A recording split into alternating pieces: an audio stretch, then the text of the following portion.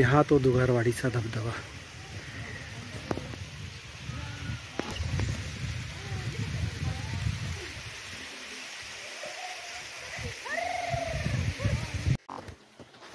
आपण वरून बघूया दुगारवाडीचा धबधबा आणि मग खालून बघूया.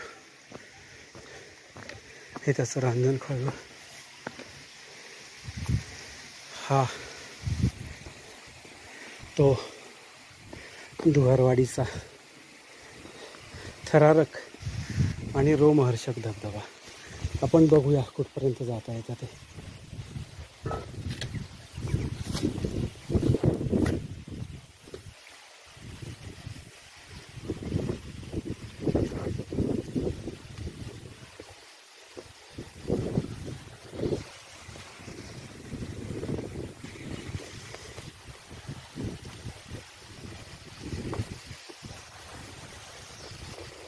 आणि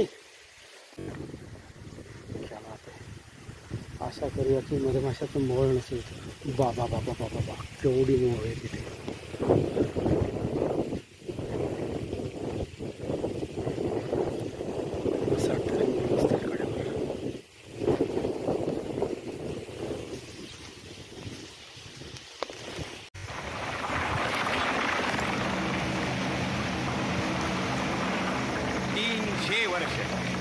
तीनशे वर्ष महाराष्ट्र पारतंत्र्याच्या अंधकारात जागपडत होता.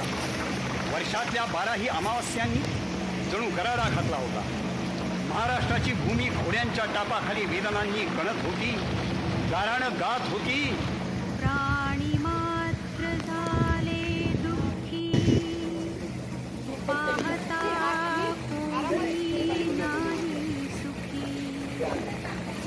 कठीण काळे ओळखी धरिनात कोणी. माणसा खावया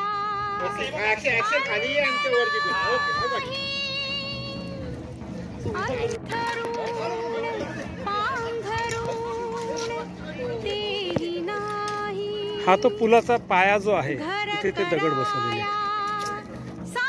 दोन बाजूला खाचा दिसतो.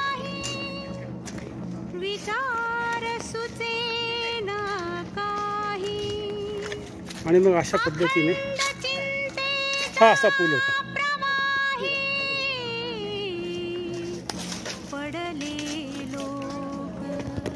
सह्याद्रीच्या कडेकपाऱ्या, सिंधू सागराच्या लाटा आणि संत सज्जनांचे टाळ मृदंग नियतीच्या गाभाऱ्यातील अदृश्य शिवशक्तीला आवाहन करीत होते.